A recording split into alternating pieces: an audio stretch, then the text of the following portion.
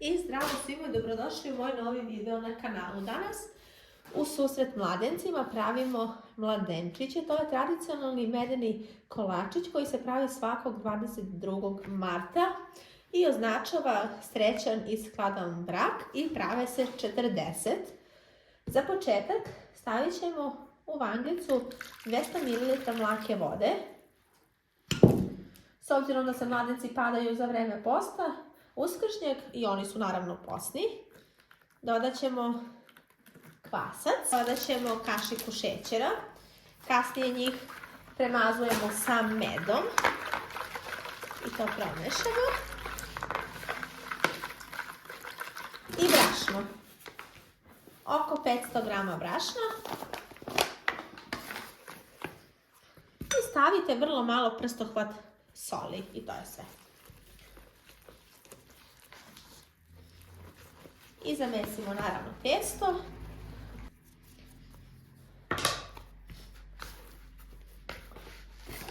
I pustimo ga na toplom da naraste.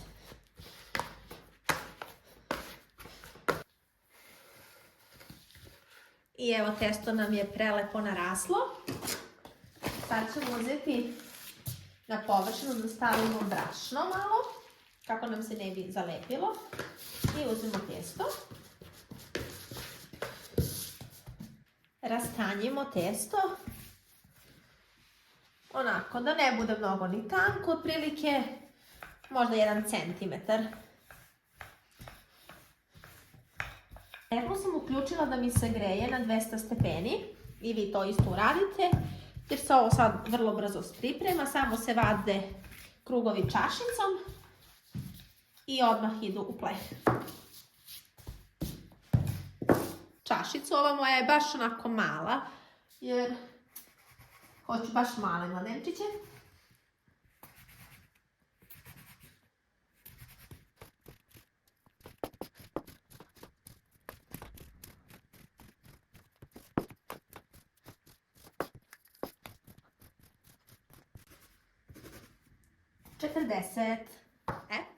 Imamo 40 malih mladenčića i sad ih samo ređamo u pleh da se peku.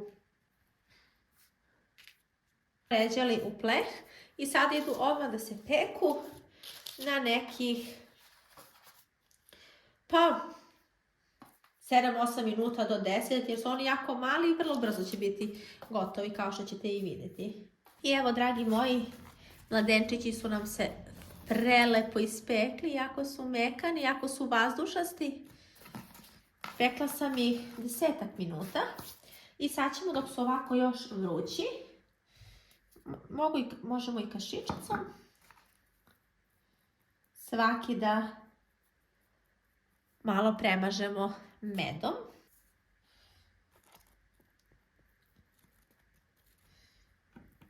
Kada smo ovako svaki premazali medom, sad možemo da stavimo preko ili mlevene orahe ili malo mlevenih lešnika. Mladenčići su nam spremni. Imamo ih 40-ak, imamo ih 40 i evo. Prelepi, vidite, sprema dlanu kolicni su, baš su onako minijaturni. Takvi su i bolje da budu nego da pravimo hlebčiće. Pa eto, ukoliko ih pravite ove godine, obavezno isprobajte ovaj recept. Pišite mi kako su vam ispali. Ja vam želim srećne mladence, a mi se uskoro vidimo sa novim videom. Ćao!